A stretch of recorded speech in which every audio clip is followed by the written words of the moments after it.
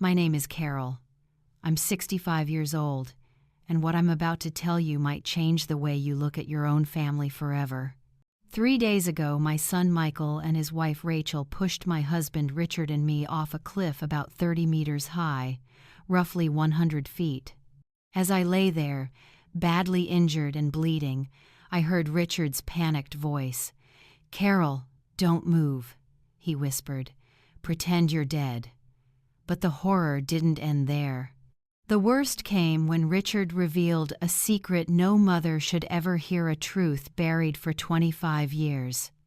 For 40 years, Richard and I believed we had built the perfect family. Every morning, we woke up in our small house in Asheville, North Carolina, where the smell of fresh coffee mixed with the songs of birds outside our garden window. I taught at the local elementary school, coming home each afternoon with stories about my students. Richard ran a small woodworking shop where he crafted furniture so beautiful it could make anyone stop and stare. His hands, rough yet precise, could turn a block of wood into a masterpiece. We had 2 sons, Jacob, the older one, and Michael, 5 years younger. Jacob was the light of our home, always laughing, always helping his father in the shop, always protecting his mother. Michael was quieter, more reserved, but I loved him with every beat of my heart. A mother doesn't play favorites, or at least, I used to believe that. On Sunday afternoons, after church, we'd gather around the oak table Richard had built himself. Jacob would talk excitedly about becoming an engineer, while Michael pushed his food around in silence. Our life was simple but filled with joy. In the evenings, Richard and I often walked hand in hand along the trail, circling the town, talking about dreams, about seeing our grandchildren grow, about growing old together in that little house. I never imagined those walks would one day lead to the path where my life almost ended. On weekends, I loved hosting family gatherings. My 3 sisters, Susan, Helen, and Linda, would come over with their husbands and kids. The house would fill with laughter, children running wild, women chatting in the kitchen, and men busy in the yard. Richard was the perfect partner. After 40 years of marriage, he still brought me wildflowers from the roadside. He helped me grade papers, and I held the wood steady while he sawed. We were a team inseparable, or so I thought. Every night, we'd sit on the porch watching the stars, dreaming about our future. We talked about traveling once we retired, maybe downsizing after the boys had families of their own. But perfect happiness, I later realized, can sometimes hide the deepest tragedy. When Jacob turned 20, everything began to change. Jacob and Michael started arguing for reasons I couldn't understand. I heard their hushed voices in the hallway, but they always fell silent when I approached. Richard told me it was just brotherly tension, nothing serious. I wanted to believe him because I needed to believe our family was still whole. But one October night, 25 years ago, Jacob didn't come home for dinner. We waited until midnight, but there was no sign of him. Michael said he had been studying in his room, but when I asked about his brother, his eyes sent a chill through me. Richard and some neighbors went out searching, combing every road and hillside near town. When the sun rose, they found Jacob's body at the bottom of a slope near the river. The police said it was an accident, that he must have slipped in the dark. I never questioned it, because I couldn't bear to imagine the truth might be worse. Jacob's funeral was the darkest day of my life. I wore my only black dress, the same one I'd worn to my mother's burial. Michael was strangely calm for someone who had just lost his brother. While I cried until I could barely breathe, he sat silent, emotionless. That blank look years later, it still haunts me. Richard stood beside me, holding me up when my legs gave out, whispering words of comfort that, now, taste like ashes. After Jacob's death, Michael changed completely. He became gentle, attentive, always helping around the house, following Richard to the shop, hugging me whenever he saw me cry. I thought it was his way of coping, of filling the hole Jacob had left behind, but I was naive. He was only perfecting the mask that hid the monster inside. Years passed. The pain never truly faded, but we learned to live with it. Michael married Rachel, a sweet girl from a nearby town. They had 2 beautiful children, and I believed life was giving us a second chance at happiness. Rachel called me Mom, helped me tidy up whenever she visited. Michael, inheriting his father's talent, opened his own workshop and did well. Everything seemed perfect again until I lay broken at the bottom of that cliff, tasting blood and realizing it had all been an illusion. 6 months earlier, Richard and I had decided to update our will. After decades of work between the house, a few pieces of inherited land, and our savings, we had around $800,000 to leave to our family. It was Michael who suggested meeting with a lawyer. "You're 65 now," he said with that polite smile that chills me today. "It's smart to plan for the future." Rachel sat beside him, gently squeezing my hand, the same hands that would later shove me into the void. "We just want to make sure you and Dad are protected," she said softly. Foolishly, I believed that was love. Our attorney, James Porter, who'd known us for years, explained our options. Create a trust, divide the assets for the grandchildren, or write a simple will. Michael insisted that he and Rachel should be the sole heirs, promising they'd divide things fairly among the kids later. "You'll need us when you're older," he said.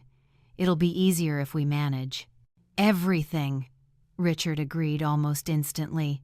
He'd always been the gentler one. I hesitated, remembering Jacob's promise long ago that he'd take care of us when we were old. But Jacob was gone, and Michael was the only son left. We signed the papers on a Tuesday afternoon. I remember Rachel's floral dress, her tight embrace, and the whisper in my ear, "Now we'll always be one family." The words made my skin crawl, though I didn't know why.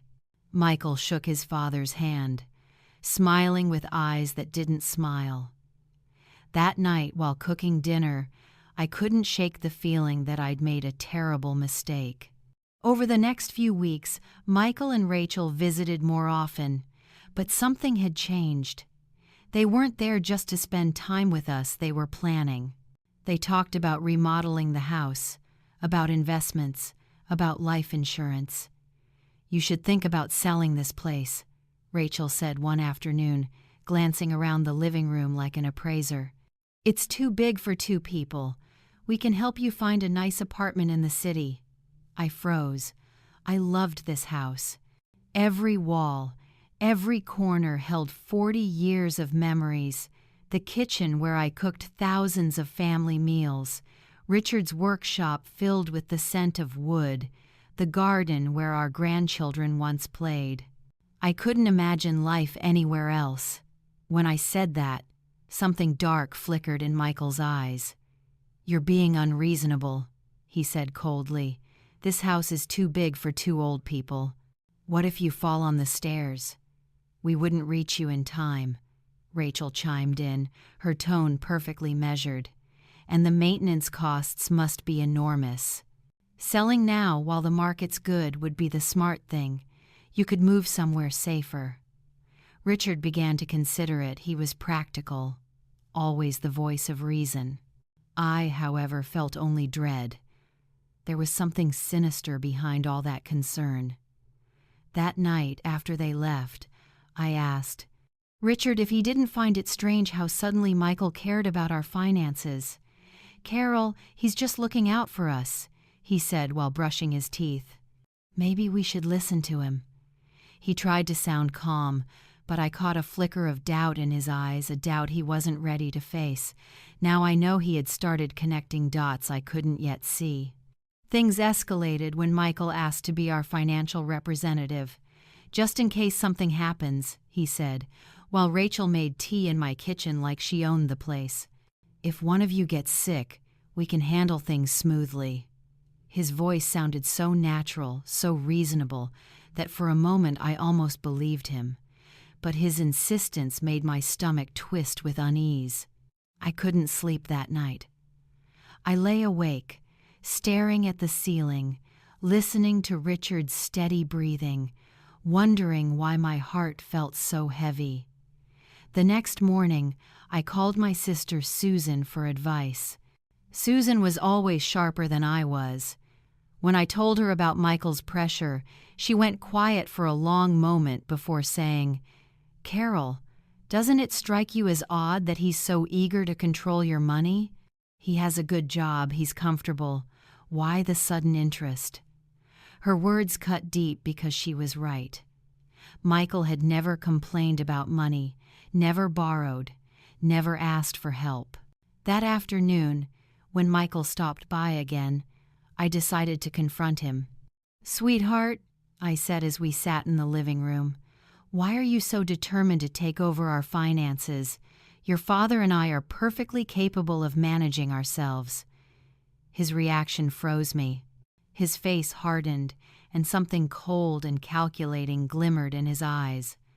"Mom, this isn't about control," he said evenly. "It's about love, about family responsibility." But the way he said family responsibility didn't sound like love at all. It sounded like a warning. Rachel, who had been silent until then, spoke up in a calm but firm voice. "Carol, we only want what's best for you both. It breaks our hearts to see you worrying about things we can easily take care of." That night after they left, Richard and I had our first real argument in years. He said I was being paranoid, seeing problems where there were none, but I couldn't shake the feeling that something was wrong. "Richard," I said as we washed the dishes, "do you remember how Michael was before Jacob died?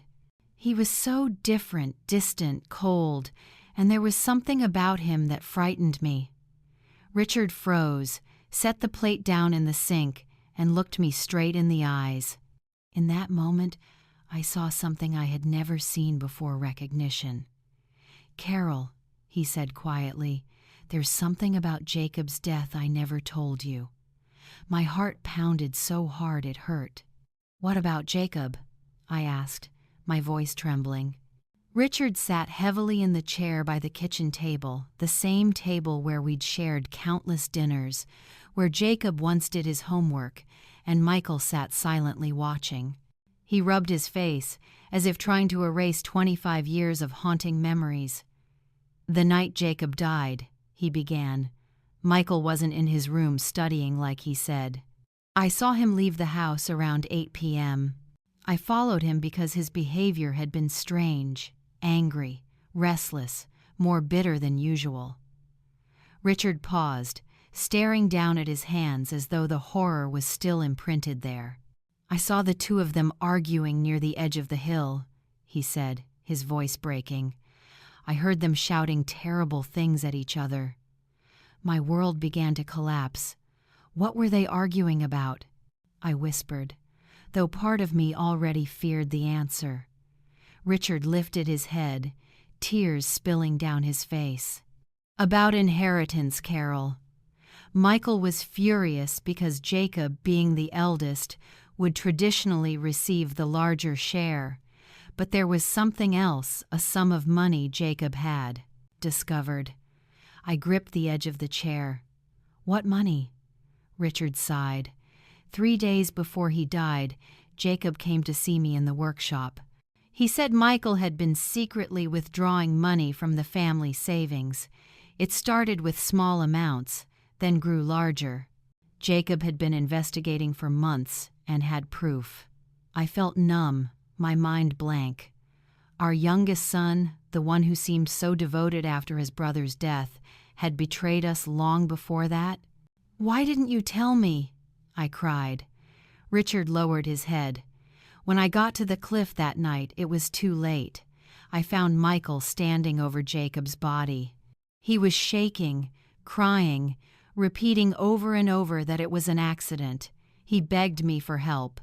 He said Jacob slipped while trying to hit him, that he was only defending himself. Tears streamed down my face uncontrollably. "You believed him?" I asked, though I already knew. Richard nodded weakly, his face twisted with guilt. "I had to, Carol. He was my son. One was already dead. I couldn't destroy the other.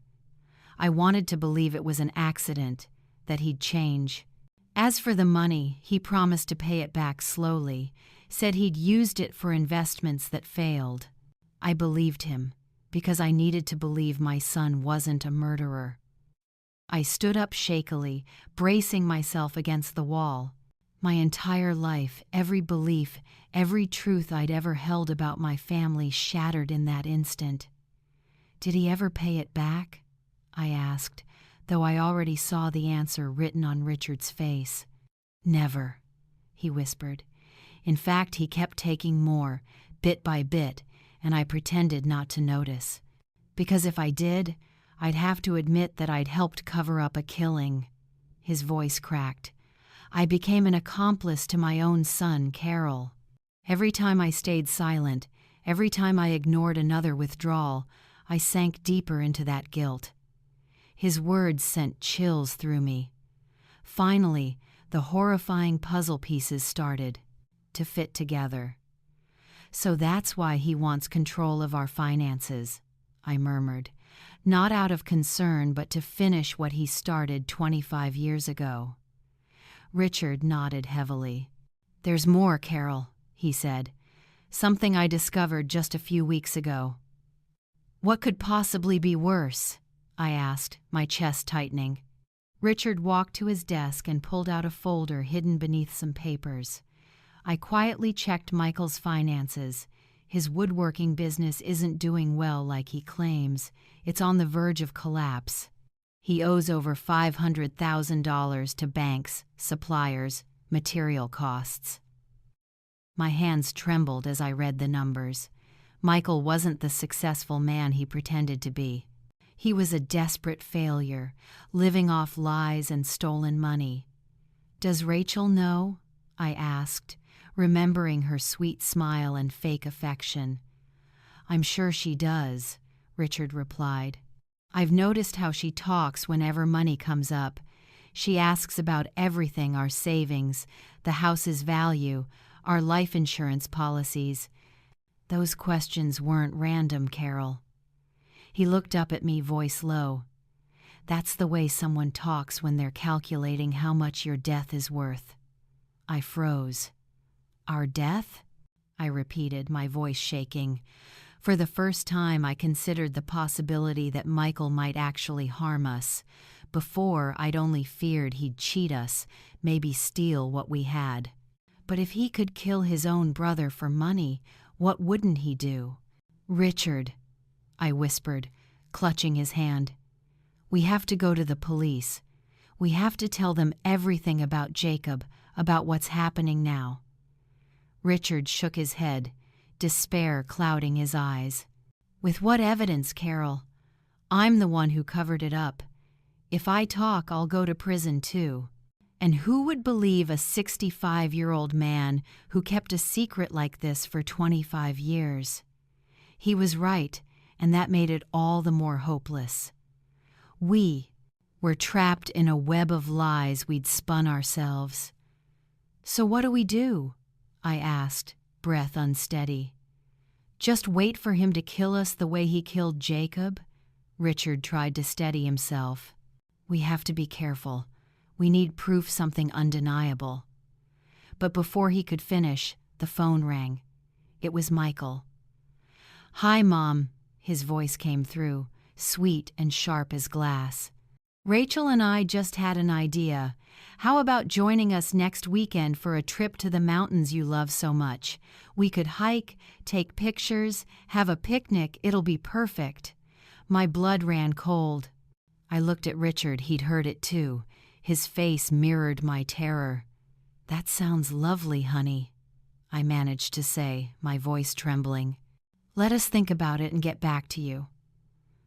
When I hung up, we just stared at each other in silence, both knowing this was an invitation to our own execution.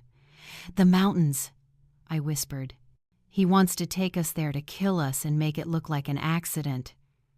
Richard nodded slowly, just as he had the night he told me about Jacob.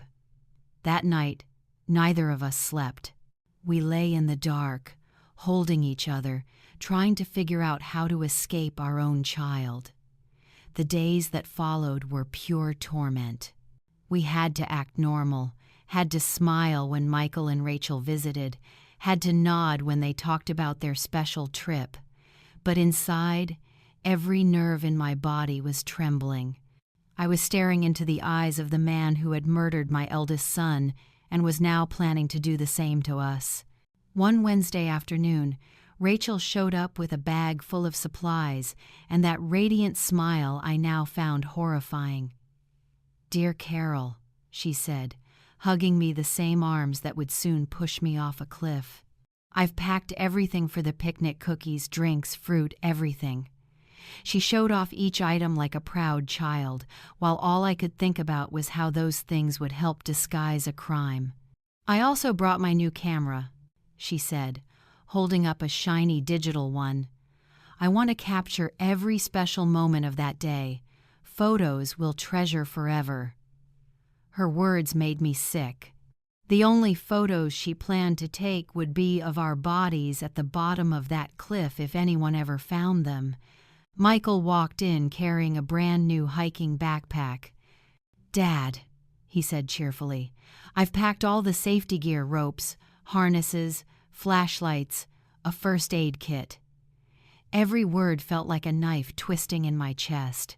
"Don't you think this trip might be a bit dangerous for people our age?" I asked, trying to sound casual, desperate for a reason to cancel. Rachel brushed my cheek gently, smiling that fake smile. "Of course not. We picked an easy trail safe enough for kids even, and we'll be right by your side the whole time." Yes, they would, until the moment they decided to end us. When they left, Richard and I sat trembling in the living room. "We can't go," I said, clutching his hand. "We have to find a way to cancel." Richard looked at me, his voice grave. "If we don't go, they'll find another way. Maybe a fire, maybe a staged robbery. At least on that mountain, we'll know what's coming." His logic terrified me. "So what do we do?" I asked. Richard thought for a moment. "We'll go, but we'll be ready. I'll hide my phone in my pocket, recording everything. If we survive, we'll have proof. And if we don't," his voice broke, "then at least someone will know the truth." That Friday night, neither of us could eat. We knew this might be our last meal in the kitchen that had once echoed with laughter. Richard double-checked the will to ensure that if anything happened, Michael couldn't take everything without raising suspicion. Then he pulled out an envelope. "I wrote a letter to Susan," he said. "I told her everything about Jacob, about what we think Michael is planning. I've hidden it with the important papers." I squeezed his hand, tears blurring my vision. "If we don't make it back, at least my sister will know where to find the truth." That night, we lay in bed holding each other, whispering what might be our final words. "Carol," Richard said softly, "these 40 years with you have been the greatest gift of my life. Mistakes, secrets, everything. I still love you more than anything." I cried silently, memorizing his scent, his warmth, his breath. The next morning, the sky was painfully blue, as if mocking us.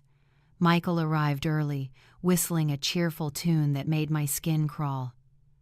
"Good morning, you two," he said brightly. "Ready for an adventure?"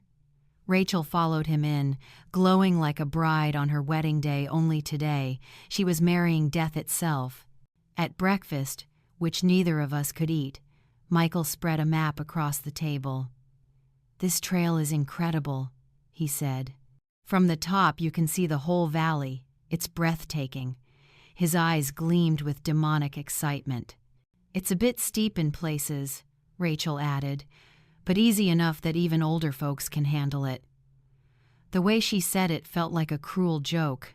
As we packed the car, I saw Michael double-check his backpack. Inside were ropes, a small shovel, and a flare gun. "What's that for?" I asked, pointing at the gun. "Just for safety," he said casually, as if he weren't preparing to murder us. "In case we get lost or something happens, we can fire a signal," Michael explained.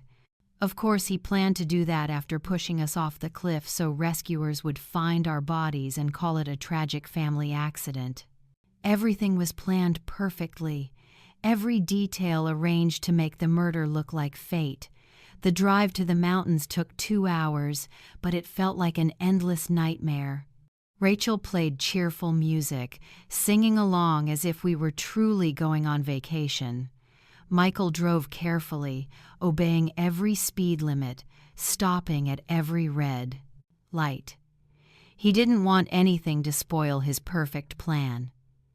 During the drive, Richard squeezed my hand gently and secretly turned on his phone's recorder. From that moment on, every word, every sound would be captured. If we lived, we'd have proof, and if we didn't, at least the truth wouldn't die with us. When we finally reached the start of the trail, my heart pounded so hard I could barely breathe. The scenery was beautiful, tall trees, cool air, the faint sound of running water, but to me, it looked like a place of execution.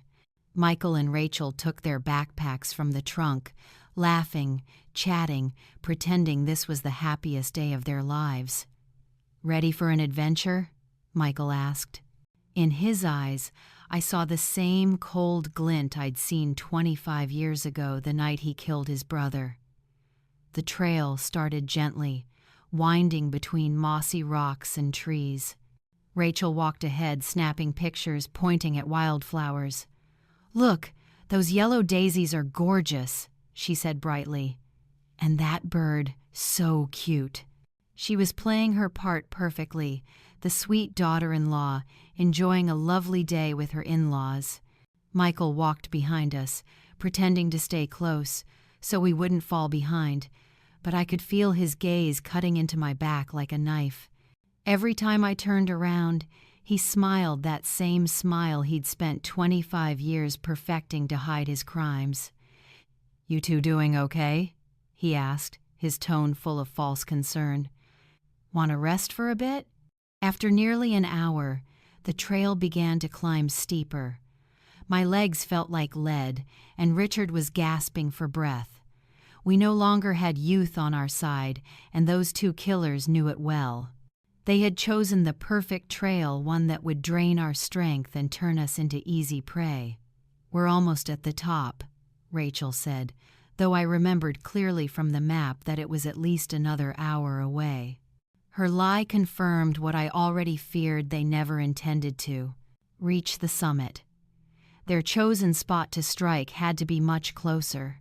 I forced myself to memorize every detail around us, the placement of rocks, tree trunks, bends in the path in case we survived and had to tell the police. Richard was doing the same. Now and then, our eyes met, full of fear but also silent determination. We knew we were walking straight into death, but it was the only way to get proof. "Look over there," Rachel exclaimed, pointing to a tall rock ledge on the right. "That one has the best view. Let's climb up and take a few pictures." My body went cold. That was it, the place of execution. The cliff was about 30 meters high, connected by a narrow trail of loose, slippery stones. One wrong step there meant no chance of survival. "I'm not sure that's a good idea," I said softly, trying to sound calm. "That path looks dangerous, especially for people our age." But Michael was already moving ahead, carrying the backpack full of safety gear he had never planned to use. "Come on, Mom," he said in that sweet, chilling voice. "It'll just take a few minutes. The pictures from up there will be beautiful." The way he emphasized beautiful made my skin crawl. Beautiful for whom? for the people who'd look at photos of our accident. Richard squeezed my hand, reminding me the phone was still recording. We had to keep going. If we turned back now, they would just find another way to kill us. The climb was steep and exhausting. My legs trembled, and several times I nearly lost my footing. The higher we went, the more I realized how perfect this place was for murder. No witnesses, no one to hear a scream. Almost there, Rachel called from above, climbing quickly as if she already knew every step. Michael followed closely, then turned to offer me his hand. His grip was cold and hard, like the talons of a predator. The view at the top was breathtaking. The valley stretched endlessly below, mountains. Rising in the distance, a silver river winding like ribbon. On any other day, it would have been a beautiful family moment, but all I felt was fear. "Come take a picture," Rachel called, standing dangerously close to the edge. "Let the valley be the background." Step by step, Richard and I approached, each one bringing us closer to the final line. Michael stood behind us, positioning himself carefully. "Perfect," Rachel said, raising her camera. "Now hold each other and smile." We embraced probably for the last time as she snapped shot after shot. Each flash felt like lightning tearing through my soul. "Let me take one more," Michael said, stepping forward. "Move back a little so the view shows better." One more step, that was all it would take. Richard and I looked at each other. The time had come. We stepped back together, feeling the ground vanish beneath our feet, leaving only the freezing air behind. Rachel raised the camera one last time. Her eyes changed, no more pretending. The mask was gone. "Smile," she said coldly. "This will be your last picture." In that instant, Michael lunged, both hands pushing hard. The plan was clear. Push us over, take a few photos of the scene, then climb down to discover the bodies. But Richard had prepared for this moment. In that split second between life and death, he grabbed Michael's wrist and yanked him forward. "If we die," he roared, "you're coming with us." All four of us staggered at the edge, clutching one another in a horrifying dance between survival and the abyss. Rachel screamed, trying to pull Michael back, but the weight was too much. I felt the ground slip away, wind howling in my ears, and then we all fell, 4 bodies, 4 screams, plummeting together into death's embrace. The fall seemed endless. I thought of Jacob, of what my son must have felt 25 years ago when his own brother pushed him. The impact came with brutal force. I heard bones crack, felt my body slam against rock. Pain beyond words consumed me, and the taste of blood filled my mouth. In that moment, I believed Michael had won. No one would live to tell the truth. But then I heard Richard's voice, weak, yet clear.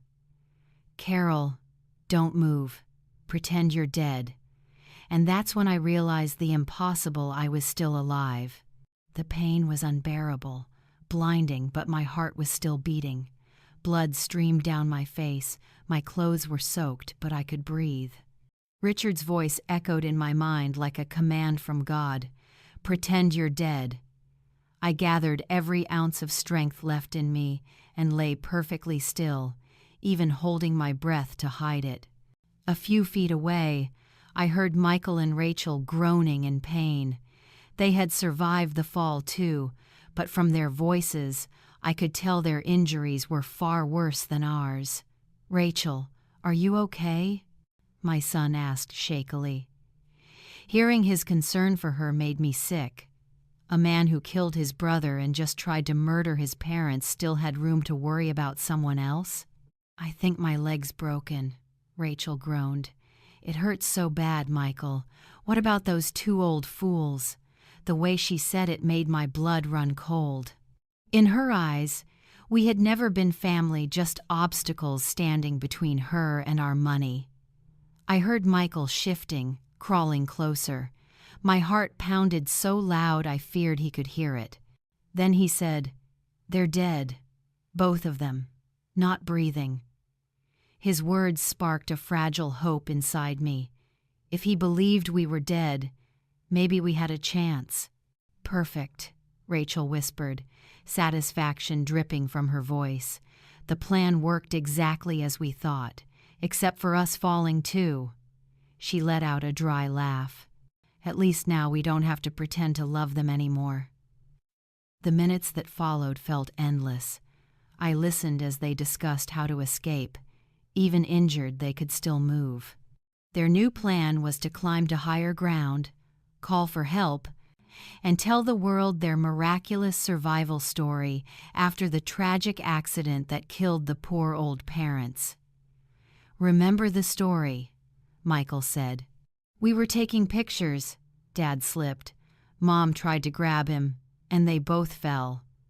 "We tried to save them but got dragged down too. Say it exactly like that." "I know," Rachel answered. "We've practiced it 100 times. We're the heartbroken couple who survived the family tragedy." Her tone was so mournful that if I hadn't known the truth, I might have believed her. Their voices grew distant, swallowed by the wind. When silence finally returned, I heard Richard whisper, "Carol, are you still alive?" I answered with the faintest breath. "Yes, but it hurts."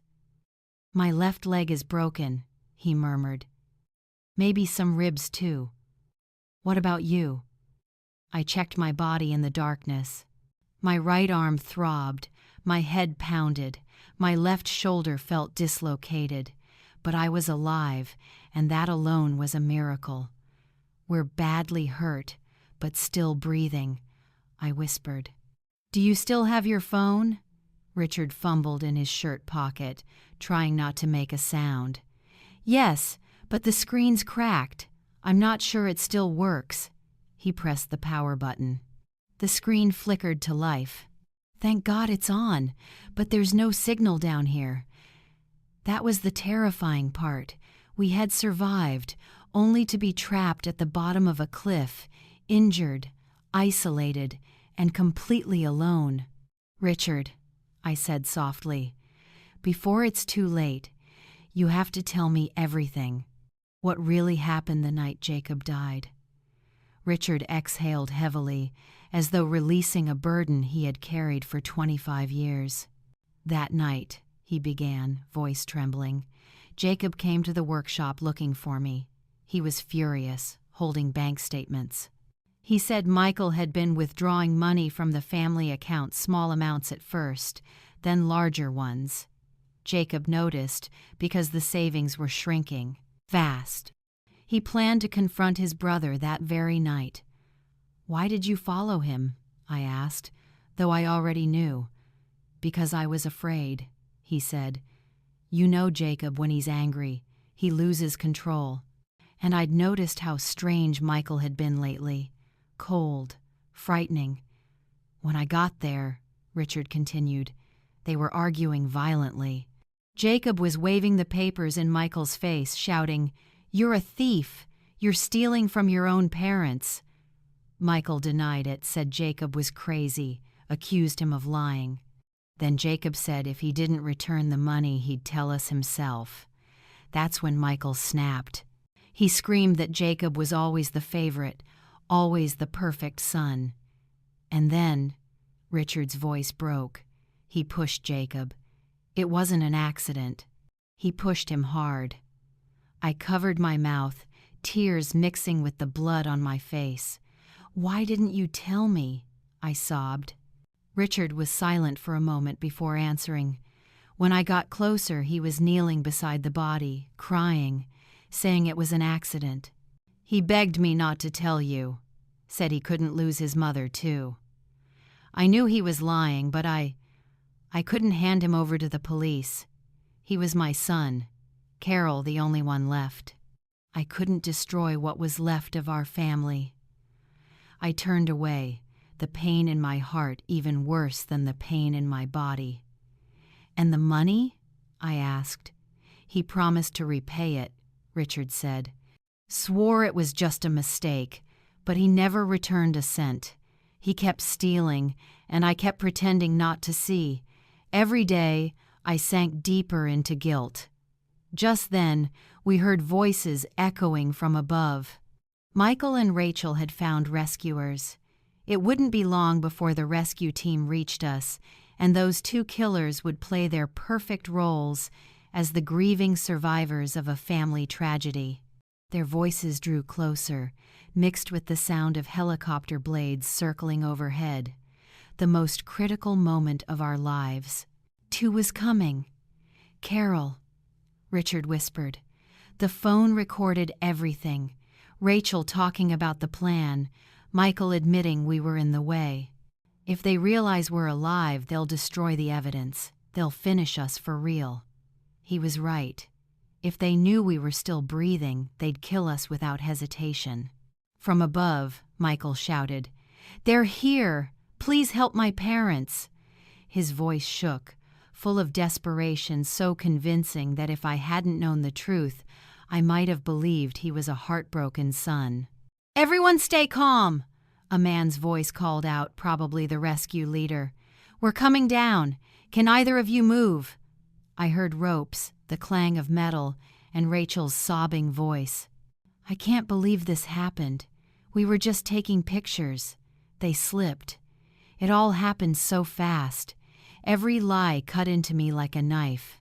I knew she'd say those same words to the police, to reporters, to anyone who would listen. And the rescuers began their descent. I heard their boots scraping against rock, the metallic rattle of equipment echoing across the cliff. Richard squeezed my hand gently, reminding me we had to keep pretending no matter what. "I found them," one of the rescuers shouted. "Two people at the bottom." I felt them approach, checking our bodies. I kept my eyes shut, breathing so shallow it barely existed. A warm hand pressed against my neck, checking for a pulse, then leaned close to listen for breath. "The man's pulse is weak," someone said. "Not sure about the woman. Call for the medics right now." My heart pounded. Everything was going as planned. They believed Richard was dying and that I was almost gone enough to avoid suspicion. I felt them fit an oxygen mask over my face, check my wounds, and strap me onto a stretcher. Every second was a battle not to open my eyes and beg for help. "The man is stable but critical," someone said over the radio. "The woman's pulse is faint. We need to airlift her immediately." Good. At the hospital, we'd finally be safe, able to tell the police the truth, somewhere Michael and Rachel couldn't reach. As they lifted me upward, I heard Rachel's fake sobs and Michael's carefully rehearsed grief. "You two are so brave," someone comforted them. "It's a miracle you survived." They didn't know the real miracle was that Richard and I were still breathing to tell the truth. On the rescue helicopter, I heard the nurses working around Richard. They said his condition was critical but stable. I was terrified he might not live long enough to speak. "Ma'am," one of the nurses said gently, "if you can hear me, please hang on. We're almost at the hospital." Her voice was warm and kind, so different from the lies I had heard from my own son. When we arrived at the hospital, everything was chaos. Doctors and nurses rushed through the halls, shouting instructions, pushing stretchers under blinding lights. I was wheeled straight into the emergency room. I had to keep pretending to be unconscious while my mind raced to find someone I could trust. "Doctor," a nurse said, "this woman's vital signs are strange. Her pulse is too strong for someone in a coma." My heart froze. They were about to find out. Terror locked every muscle in my body. Sometimes after severe trauma, the body reacts unpredictably, the doctor said calmly. "Keep a close watch." His explanation saved me, but I knew I couldn't keep pretending forever. A few hours later, when the hospital quieted down, I heard familiar voices outside the hallway. Michael and Rachel had arrived. "How are they?" Michael asked, his voice choked with fake sorrow. "Are they still alive?" I wanted to vomit. He was praying the answer would be no. "The man is stable but in critical condition," a doctor said. "As for the woman, we've done everything we can. It's up to God now." Rachel let out a sob that sounded far more like relief than grief. "Can we see them?" she asked, just for a moment, in case it's the last time. The doctor nodded, and I heard their footsteps approaching. This was the most dangerous moment. I had to convince them I was dying. I felt Michael's cold hand rest on mine. Every cell in my body screamed to pull away, but I stayed still. "Mom," he whispered, "if you can hear me, I just want to say I love you. I'm sorry for everything."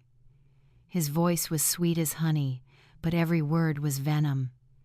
Rachel leaned closer on the other side. "Carol, you've always been like a second mother to me. We'll never forget you." Lies. They'd only remember me as the woman whose death freed them from guilt. Then Michael leaned close to my ear, his tone low and chilling. "Mom, I hope you've learned your lesson. Don't ever interfere with our finances again. Some truths are better buried, like Jacob's." My body went cold. Our plan had worked. He had just confessed, and a nurse in the room had heard every word. His voice echoed in my head, undeniable evidence. I opened my eyes slightly and saw a young nurse near the monitor. Her name tag read, Maria Edwards. Her eyes were wide, horrified. She had heard and understood everything. "What did you just say about Jacob?" Rachel snapped, her voice sharp with fear. Michael froze, realizing his mistake. "Nothing," he stammered. "I just meant that Mom was always curious about that night. But it doesn't matter anymore." But it did matter. And Rachel was smart enough to know her husband had just made a fatal slip. "Michael," she whispered, "we should go. They need space to work."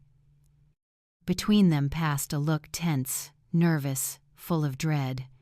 As soon as they left the room, Maria Edwards stepped closer. "Ma'am," she whispered, "I know you can hear me. I heard what they said. If they're a danger to you, give me a sign." Her voice trembled but carried courage. I moved my index finger slowly, just once. Maria's eyes widened. "My God," she whispered, "you're pretending to be in a coma." I moved my finger twice. She nodded quickly. "Good. Listen, if those two people are dangerous, move 3 times. I did exactly that. 3 times. She gasped softly. "Oh, Lord. They did this to you, didn't they?" I moved 3 times again. Maria stepped back, pretending to check my IV line, her face pale as paper. After a moment she returned, speaking so quietly only I could hear. "I'm going to tell the chief doctor right now." And in that instant, through the pain, I knew hope had returned. "I need you to keep pretending until we can protect you, do you understand?" she said softly. I moved my finger once in response. The next few minutes felt like hours. When Maria left the room, I stayed completely still, heart pounding, praying she believed me and would act fast. Then footsteps returned. Maria came back, this time with an older doctor, likely the department head, and 2 police officers. "Ma'am," the doctor said gently, "Nurse Maria Edwards told us everything. You're safe now. These officers will stay here to protect you." Relief flooded through me so hard I nearly broke character. "Can you open your eyes?" one of the officers asked. Slowly I did. The hospital lights were so bright I had to blink several times before I could see their faces. "Thank God," Maria murmured. "I thought I was imagining it." "Ma'am," the officer said firmly, I'm Detective Daniel Harris. We understand you're in serious danger. Can you tell us what really happened on that mountain?" My voice was raw, barely a whisper after hours of pretending. My son and his wife pushed us off. The hours that followed were a blur of questioning, recordings, and written reports. I told Detective Harris everything the night Jacob died, Michael's thefts, the pressure to change our will, and finally, their plan to murder us on that mountain trip. Most importantly, I told him about the recording on Richard's phone. "Your husband recorded everything?" the detective asked, eyes lighting up. "Yes," I said. "Every word, the confessions, the plan, all of it." He went straight to Richard's room, where my husband was still being treated. When it was explained to him, Richard handed over the phone without hesitation. "It's all in there," he said weakly but clearly. 25 years of lies and the truth of today. While the tech team analyzed the recording, Michael and Rachel sat in the waiting area, still playing their roles as grieving family members. They had no idea their performance was about to end. When the review was done, Detective Harris returned, certainty burning in his eyes. "The recording is crystal clear," he said. "There's a confession about Jacob's murder, financial theft, and a detailed plan to kill you both. It's more than enough for arrest." "You'll arrest them here?" I asked anxiously. "What if they find out we're alive?" "We've stationed officers around the hospital," the detective said. "Once the warrant's signed, we'll move in. You'll be protected." The irony nearly broke me. At that very moment, Michael and Rachel were probably accepting condolences, planning our funerals, thinking they'd won. They didn't know that under the same roof, the empire of lies they'd built was collapsing. "There's one more thing," Detective Harris said, opening a folder. "After hearing your story, we checked your son's finances. He's not just near bankruptcy like you thought. He owes money to some very dangerous people, loan sharks." My blood ran cold. "You mean we weren't just a burden to him?" "No," he said. "You were his way out. With your inheritance, he could pay off his debts and stay alive. Without it, he'd probably be dead within weeks." Those words cut deeper than any wound. Michael hadn't seen us as obstacles, he'd seen us as lifelines. Killing us wasn't just convenient, it was survival. "What about my grandchildren?" I asked, choking up at the thought of those innocent little ones. "Child Protective Services will care for them for now," the detective said gently. "But once you recover, you can request guardianship." The thought of raising the children of the man who had tried to kill me made my chest tighten, but it was the only way to turn tragedy into something good. They weren't guilty. They deserved to grow up in a home where love was real. "It's time," the detective said as an officer entered carrying papers. "The warrants have been signed." From the hospital window, I watched police officers quietly move through the parking lot. The moment I had waited 25 years for had finally come. Justice for Jacob, for Richard, for myself, and the end of the web of lies that had poisoned our family for far too long. The sound of the arrests will stay with me forever. From my hospital bed, I heard the voice of the commanding officer over Detective Harris's radio. "Michael Turner and Rachel Turner," he announced. "You are under arrest for the murder of Jacob Turner and the attempted murder of Carol and Richard Turner." The silence that followed was heavy enough to stop time. Then Rachel screamed, "What are you talking about?" "We're the victims. My in-laws died in an accident."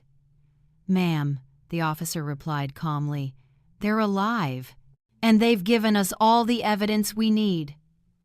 Another pause, then Michael shouted, "That's impossible. I saw them die." His unintentional confession was caught clearly on tape, one more piece of proof. Through the radio, I heard Rachel start blaming him. It was all his idea. "I didn't want this, he forced me." And Michael yelled back, "You're the one who picked that. Mountain, you planned everything." Within minutes, their alliance crumbled. An hour later, Detective Harris returned, his face a mix of satisfaction and sorrow. "They've been arrested and are being taken to the station," he said. "They're already blaming each other. It only strengthens the case." "Is there more?" I asked, my heart trembling. "Yes," he said, holding up a small recorder. "We found this in your son's backpack. It seems he was recording conversations between you and your husband. He wanted proof that you suspected him." A chill went through me. "What do you mean?" "It means he knew you were starting to figure things out," Harris explained. "That trip wasn't spontaneous. It was his response to your suspicions. In one recording, Rachel clearly says, 'We have to act fast before they go to the police.' Their cold calculation took my breath away. We had been nothing but mice in a maze, while they watched, waiting for the right moment to strike." "And there's more," the detective went on. "We discovered your son forged your signature on several documents to withdraw money from your accounts. If you had died, he would have gained full control of everything." My stomach turned. "How much did he take?" "About $250,000 over the past 5 years, he said. I closed my eyes. The physical pain suddenly felt small compared to the heartbreak tearing me apart. The son I had raised, loved, and protected had destroyed everything we had built. All those little withdrawals Richard and I never noticed had added up the life savings we had worked so hard for, stolen piece by piece to fund our son's lavish lifestyle while he quietly plotted our deaths. The days that followed in the hospital were a blur of statements, meetings with lawyers, and endless calls from reporters. Our story spread across the nation, soon dubbed the most shocking family betrayal of the decade. My younger sister, Linda, drove over from the neighboring city as fast as she could. The moment she walked through the door, she broke down, throwing her arms around me as if afraid I might vanish. "Carol," she sobbed, "I always felt something was wrong with Michael after Jacob died, but I never imagined he could do something this horrific." Her words gave me a strange sense of comfort. At least my instincts as a mother hadn't been entirely wrong. I asked about my grandchildren. For now, they were under the care of social services. Linda sighed softly. "I saw them yesterday. They keep asking why their parents haven't come home yet. They're too young to understand what's happening." A few days later, our attorney, James Porter, the same man who helped Richard and me draft our will, came to visit. "The case is strong," he said. "With the recordings, the confessions, and the financial evidence, it's nearly impossible for them to avoid conviction." But then his voice grew more somber. "However, their lawyers are trying to negotiate a plea deal, arguing that it was a crime of desperation, not premeditated murder." I was stunned. "A crime of desperation?" I said sharply. "They planned this for weeks. They bought equipment, picked the perfect spot. How can anyone call that impulsive?" Mr. Porter nodded. "I know, and we have solid proof of premeditation. But their defense will claim that the debt and financial stress drove them to lose control." The idea that Michael and Rachel might receive lighter sentences made my blood boil. They had murdered Jacob, tried to kill us, stolen from their parents for years, and now they wanted to play the victims. "What can I do to make sure they pay for what they've done?" I asked. "You'll be the key witness," he said. "Your testimony, combined with the evidence, will help the jury see the truth. But I must warn you, facing your son in court will be emotionally devastating." He was right. Just imagining looking Michael in the eye, listening to his lawyers twist the facts, reliving every horrifying detail in public, it made it hard to breathe. but I had to do it. For Jacob, for Richard, and for the grandchildren who deserved to know the truth about their parents. 3 weeks after the arrests, Richard and I were finally allowed to return home. We were still recovering. He walked with crutches, and my arm was still in a sling. Our house looked foreign, like a stage left behind after the play had ended. Everything was exactly as it had been the day we left. The breakfast dishes still in the sink, the bed unmade, and the bouquet Michael had given me now wilted and dry on the kitchen table. It felt as if time itself had stopped at the moment our lives fell apart. "I don't know if I can ever be happy again," I told Richard as we lay in our old bed. He wrapped his good arm around me and sighed. "I don't know either, Carol, but at least we're alive, and for the first time in 25 years, we're not living with secrets." The trial began 6 months later. When I took the stand, I looked straight at Michael for the first time since his arrest. I saw no remorse, no pain. In front of me stood a stranger wearing my son's face, a cold, calculating man who had hidden behind it for decades. When my testimony ended, I turned to him. "Michael," I said, "I don't know who you are, but you're no longer my son. My son died the night you killed Jacob. What's left is a monster I raised without realizing it." The jury deliberated for 3 long days before delivering the verdict. Michael was found guilty of first-degree murder for Jacob's death and first-degree attempted murder for what he had done to us. Rachel was convicted as an accomplice to both crimes. They were each sentenced to life in prison without the possibility of parole. A year has passed since then. Richard and I have begun the process of formally adopting our grandchildren. They're innocent, beautiful children, a final gift from life, a chance to offer love where there had been only darkness. Now, when I sit on the porch watching them play in the garden, I realize some wounds never truly heal, but time and love can make them hurt less. Family isn't just about blood, it's about the people who stand by you, who believe in you, who love you even when everything falls apart. I've lost so much, but I've also rediscovered what family truly means. Not everyone born from you deserves to be called your child, but every child deserves to grow up surrounded by love. Life can break us, but each time we rise, we're rewriting our own story. I once believed justice existed only on paper until I saw the truth defended by my own courage. And what about you? If you were in my place, would you find the strength to forgive, or would you hold on to the pain? Share your thoughts in the comments below. I believe everyone who hears this story will see a part of themselves in it. And if you'd like to join me on more journeys of faith, courage, and love, make sure to stay with me. I'll be here, always, sharing real stories about people, family, and the way we learn to love again after everything has been broken.